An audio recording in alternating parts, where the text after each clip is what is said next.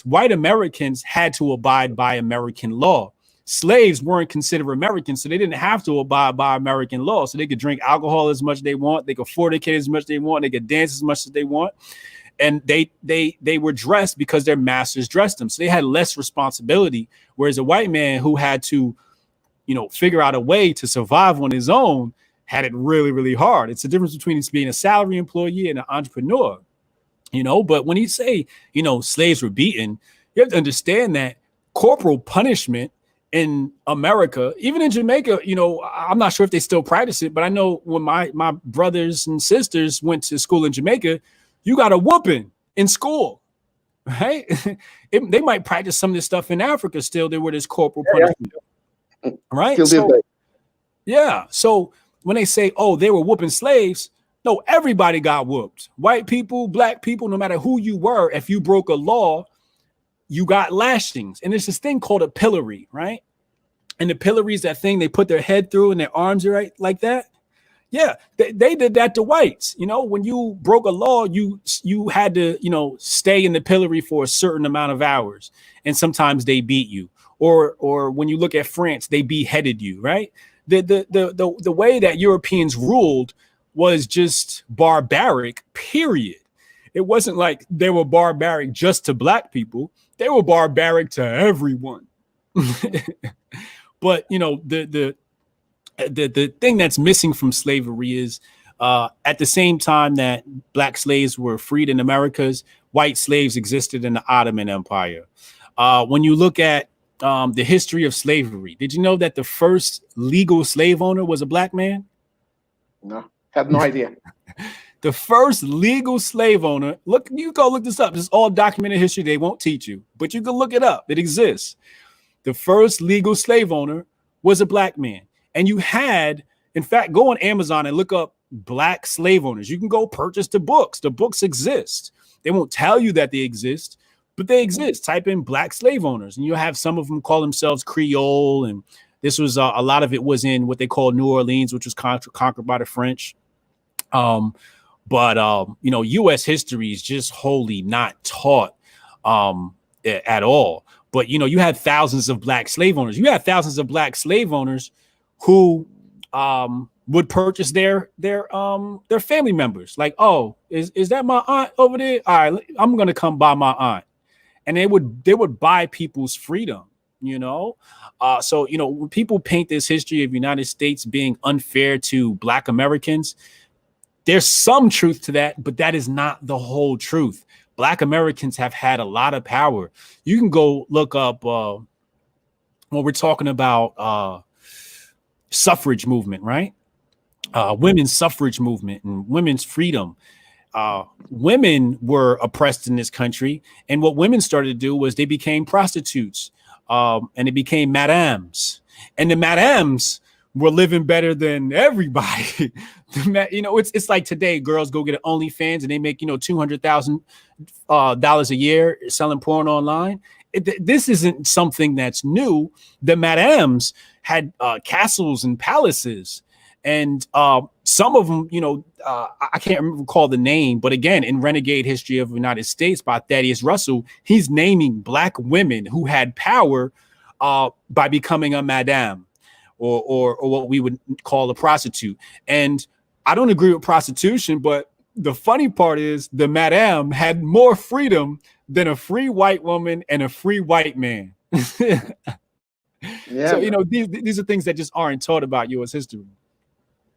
Yeah, I actually heard a quote from Spike Lee recently. He was telling America was founded on slavery and genocide because of the Native Americans. So that's a part of the official version we hear in a way. But do you believe slavery happened, right? Yes. But do you think it wasn't in the way we were taught? Yeah. So what they'll tell you is, we came from Africa on boats, right? We came from Africa on boats because we came from the Mali Empire and the Songhai Empire, not because the white man brought us here. But they'll tell you that. Now, I was on Joe Rogan when I brought this fact up. His assistant went and looked it up, right? And he said, yo, this guy's right. Only 5% of the slaves in America were brought over here by white Europeans. That means 95% were already here. In Caribbean and these areas, right? All over. Okay. No matter what, I mean, when you go to Australia, what you see? You see the Aboriginals. When you go Papua New Guinea, what do you see? Aboriginals. When you go to China, what do you see? Aboriginals, right? Black people. When you go to Indonesia, in fact, when we look at Nike, right, and the Nike sweatshop factories, and we go look at pictures, it's not Chinese people in there. It's Black Chinese women that are in these sweatshops. The Indonesian population is wholly Black. Brazil has the second largest population of Black people next to Africa. But when you look at Brazil, what do they always show? They show you that light-skinned fair woman. But they don't show you that, you know, you got the Blacks that don't even make it to the World Cup team because they prefer, you know, when you look at Argentina is like something like 97% white because they practice ethnic cleansing. You see what I'm saying? When you look at the Chinese, there's this Chinese guy, you can go look it up on YouTube. This Chinese scientist, he was I believe a genealogist. He specialized in DNA. And he wanted to prove that Chinese people were a completely separate race than everybody else. So he tested all types of Chinese people, rural, mountain, native, city people, everybody. He took samples from everybody. He wanted to prove there was no Black in them. You know what happened? Every single sample came back with African DNA. There's not a person on this planet you can find that does not have African DNA. The African is the first human being. We are a sun planet. We are dominated by the sun. Even the Bible is called Helios Biblios, book of the sun, which comes out of Africa. White people can't survive in the sun.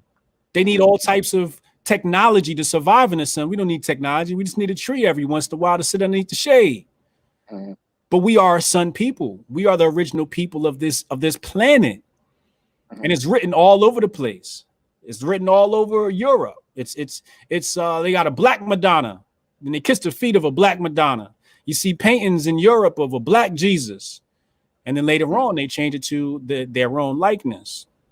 But we have to understand that Black people have been on this planet for so long. It's impossible for us not to be in the Americas. And everywhere. Right? And everywhere else, Hawaii, Indonesia, they even got Black Russians. When you go look at, you got Black Italians. You go look at the Medici, right? The Medici family has got a Black. When you go look at, like they called Thomas Jefferson, who was one of the presidents of the United States. You know, it's 13 Black presidents in the United States. Barack Obama wasn't the first mulatto. Barack Obama's a mulatto. His mother's white and his father's African, right? So Barack Obama is not the first quote unquote Black president. He's just another mulatto. In fact, Thomas Jefferson, they called him a Negro president, and his father was a mulatto. Okay. No idea. Yes. When you go look at the $2 bill, they took the $2 bill out of circulation because on the back of the $2 bill, you see a Black man in Congress. I believe his last name was Hanson. Go look that guy up. Abraham Lincoln, if you look at United States money, all of our coins are in a silver color. Yeah. But our penny is a copper. Right? Brown, for the brown president, that was Abraham Lincoln. They called him an N-word president, a nigger president. His hair was curly. He too was another mulatto president. And when you look at him, take all the US coins, line them up, you'll see he's facing to the left and everybody else is facing the opposite direction. So they're turning their back on one of the original Black presidents. There's a large presence of Black power in the United States. For example, you ever heard of Benjamin Banneker? No. Benjamin Banneker designed Washington, D.C. He designed it. He did the survey for, so how are you oppressed and a slave?